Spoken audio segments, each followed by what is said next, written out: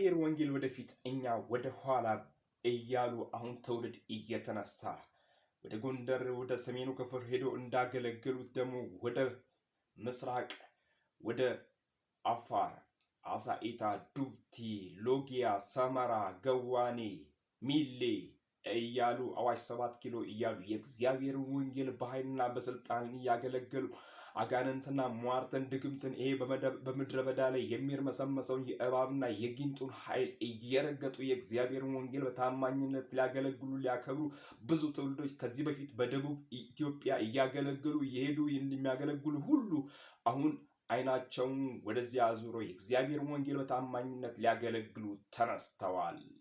እግዚአብሔር አምላክ ክብሩን ይውሰድ። በዘመናት መካከል ትውልድን የማያጣ አምላክ፣ በዘመናት መካከል ወንጌልን የሚሰብክ የማያጣ ልዑል እግዚአብሔር፣ በዘመናት መካከል ሰዎች ያሉት እግዚአብሔር አሁን በስራው ላይ ነው። ጌታ ክብሩን ለዘላለም ይውሰድ።